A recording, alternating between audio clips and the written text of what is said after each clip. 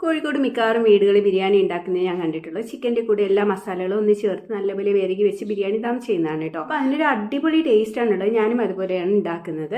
1 kilo chicken കണക്കാണ് ഞാൻ പറയുന്നത്. 3 സവോള തിന്ന അരിഞ്ഞതും, 2 ടേബിൾ സ്പൂൺ നിറച്ച് ഇഞ്ചി വെളുത്തുള്ളി പച്ചമുളക് ചതച്ചതും, 2 ടൊമാറ്റോ ചെറുതരിഞ്ഞതും, 1 കപ്പ് തൈരും, 2 ടേബിൾ സ്പൂൺ ഗരം മസാലപ്പൊടി, ഉപ്പും മഞ്ഞൾപ്പൊടിയും ചേർത്ത് നല്ലതുപോലെ കൈ കൊണ്ട് ഞെരടി മാറ്റി വെക്കണം കേട്ടോ.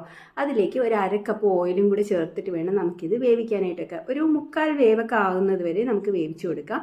ഈ സമയത്ത് നമ്മൾ നെയ്ച്ചോറ് റെഡിയാക്കണം. നെയ്ച്ചോറ് സാധാരണ റെഡിയാക്കുന്നവർ 98% ചോറ് വെന്താൽ മതിയായിരിക്കും കേട്ടോ. ഇനി നമുക്ക് അതിൻ്റെ മേലെ കുറച്ച് മസാലയുടെ മേലെ കുറച്ച് ഗരം മസാലപ്പൊടി ഇട്ട് കൊടുത്ത് ഈ നെയ്ച്ചോറും അതിൻ്റെ മേലെ നിർത്തി പിന്നീട് കുറച്ച് ഗരം മസാലപ്പൊടിയും മല്ലിയിലയും പുതിനയിലയും ഇട്ട് പിന്നെ വേണമെങ്കിൽ നിങ്ങൾക്ക് ഓണിയനൊക്കെ ഫ്രൈ ചെയ്ത് ഇടാം. ഞാനതിവിടെ ഇടുന്നില്ല കേട്ടോ, കുട്ടികൾക്കാർക്ക് ഇഷ്ടമില്ലാത്തതുകൊണ്ട്. ആവശ്യത്തിന് ഗീ ഒഴിച്ചൊന്ന് ദം ചെയ്തെടുക്കുക. അടിപൊളി ബിരിയാണിയാണ്. എല്ലാവരും ഇതുപോലെ ഒന്ന് ട്രൈ ചെയ്ത് നോക്കിയിട്ട് ഫീഡ്ബാക്ക് പറയുക കേട്ടോ.